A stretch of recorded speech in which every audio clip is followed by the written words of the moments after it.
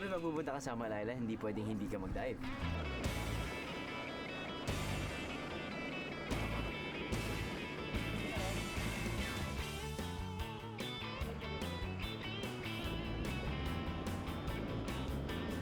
Okay mga pero hindi tayo ngayon sa Barangay Edicor. At kung magagaling kayo sa Samal Island, pwede kayong mag-rent ng bangka. Dito nyo mahanap yung mga giant clams. Kasapin natin si Kuya. Kuya! Good morning. Good morning po. So ilan po yung mga clams dito? Around 3,500 plus ng giant clams of 5 species. 3,500 giant clams. Yes. Tapos gaano kalaking area nito? 14 hectares. 14 hectares.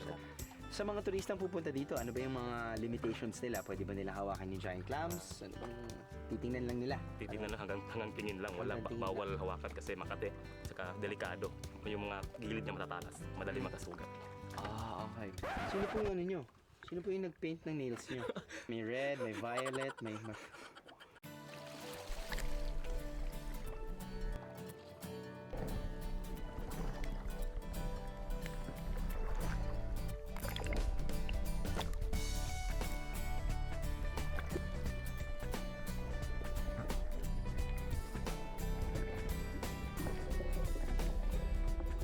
Para sa mga turista may bisita dito sa Barangay Edicor, dito sa giant clam farm nila.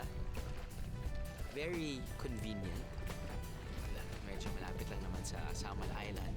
At the same time, pwede sa buong pamilya.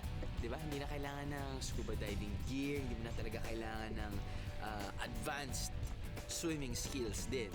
Dahil nga yung mga clams, at the 3,500 of them, scattered around sa isang 14-hectare land area, should I say. Nandyan lang. Madaling makita. Different sizes. At you just need like a mask and some snorkel. Approve ka na.